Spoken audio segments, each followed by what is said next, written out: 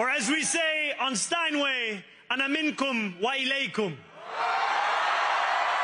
New York সিটির mayor নির্বাচনে ঐতিহাসিক বিজয় অর্জনের পর জোহরান মামদানি তার বিজয় ভাষণে বিশ্বজুড়ে এক অদম্য আশাবাদ ছড়িয়ে দিয়েছেন। তিনি ঘোষণা করেছেন যে তার বিজয় হলো সেই শ্রমজীবী মানুষের জয় যারা দীর্ঘকাল ধরে ধনীদের কারণে ক্ষমতা থেকে দূরে ছিল। My friends, we have toppled a political dynasty. Mamdani সাবেক গভর্নর অ্যান্ড্রু কুয়োমোর রাজনৈতিক রাজত্বের অবসান ঘটিয়েছেন, যা অল্প কিছু মানুষের জন্য কাজ করত কিন্তু অধিকাংশ মানুষকেই পরিত্যাগ করে চলত। তিনি এই জয়কে পরিবর্তনের ম্যান্ডেট হিসেবে অভিহিত করেন, যা সবার জন্য সাশ্রয়ী একটি শহরের জন্ম দেবে। To every New Yorker in Kensington and Midwood and Hunts Point, know this.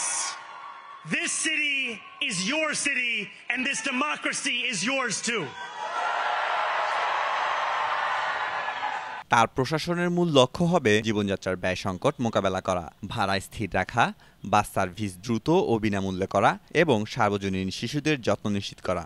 An agenda that will freeze the rents for more than 2 million rent-stabilized tenants. Make buses fast and free. And deliver universal child care across our city.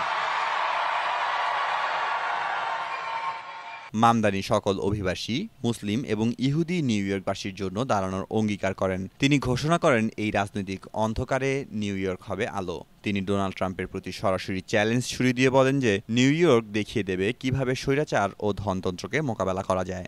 In this moment of political darkness, New York will be the light. তার এই বিজয় প্রমাণ করে রাজনীতি আর আমাদের উপর কিছু নয়, বরং আমরা যা করি তাই রাজনীতি।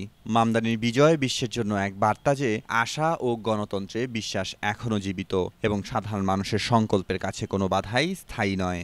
Tonight we have spoken in a clear voice. Hope is alive. Mehedi Masud, Janakantha. Hope is a decision that tens of thousands of New Yorkers made day after day. Volunteer shift after volunteer shift, despite attack ad after